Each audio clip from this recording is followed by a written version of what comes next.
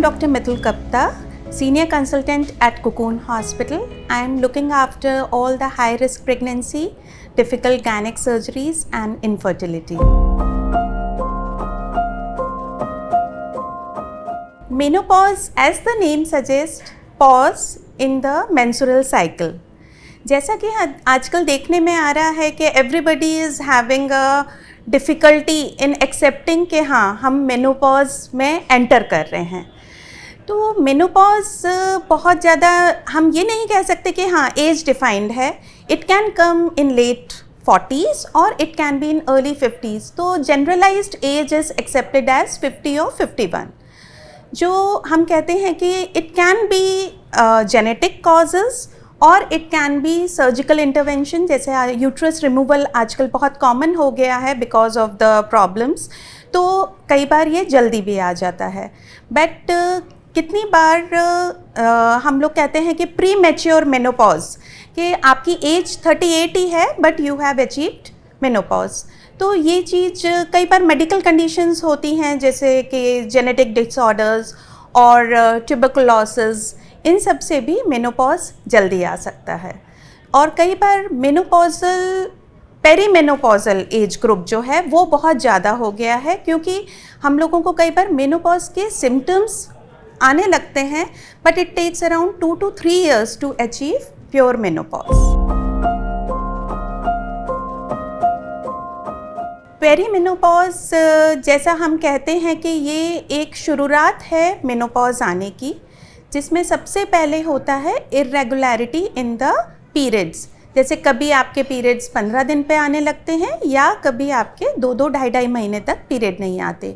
Second होता है mood swings, कि इरिटेबिलिटी बढ़ जाती है, एंग्जाइटी या इंसोम्निया, नींद बराबर नहीं आना, बहुत जल्दी घबराहट हो जाना।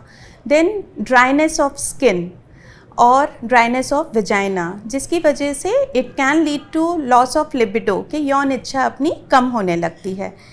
देन पेरीमेनोपॉज में कितनी बार ऐसा भी होता है कि we may end up having depression. तो इसलिए बहुत ज़रूरी है कि आप अपने आप को शेल आउट ना करें। अपनी कोई प्रॉब्लम है तो उसको शेयर करें। एंड हॉट फ्लैशेस, स्वेटिंग्स, कई बार बहुत ज़्यादा गर्मी लगती है, कई बार बहुत ज़्यादा सर्दी लगती है, तो हम कहते हैं कि नहीं समथिंग इज़ देयर। सब लोग सबसे पहले सोचते हैं कि कहीं थायराइड तो नहीं हो गया है, बट ये एक पेरीमेनोपॉज का भी सिम्टम है। मेनोपॉज एक नेचुरल प्रोसेस है। इसको अपन जितना अच्छी तरह खुले हाथों से, खुले दिमाग से एक्सेप्ट करेंगे उतना आसान रहेगा इसको देखना। क्योंकि अगर हम इसका एक फोबिया बना लेंगे कि मेनोपॉज आएगा तो मेरी लाइफ ही ख़त्म हो जाएगी, मेरे फेस पे झुर्रियाँ आ जाएंगी, मैं मोटी हो जाऊंगी, मेरे लुक्स को, तो बहुत ज़्यादा कई बार सोच लेते हैं अपन, इसलिए ये बहुत ज़्यादा डिफ़िकल्टी करता है।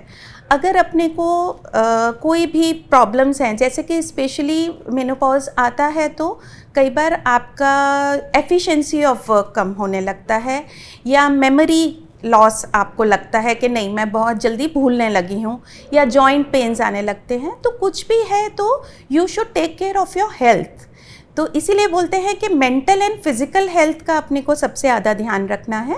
मेंटल हेल्थ में जितना आप ज़्यादा लोगों से बोलेंगे, अपने जो भी प्रॉब्लम्स हैं शेयर करेंगे, और अगर आपको ऐसा लगता है कि you need to seek a doctor, तो कितनी बार, क्योंकि कई बार हॉट फ्लैशेस इतने ज़्यादा प्रॉब्लमैटिक हो जाते हैं कि आप अपने डे टू डे एक्टिविटीज़ में कंसंट्रेट नहीं कर सकते, तो हमको कई बार हार्मोनल रिप्लेसमेंट थेरेपी भी लेनी पड़ती है। पर अगर आप किसी से शेयर ही नहीं करेंगे तो you will land up in depression.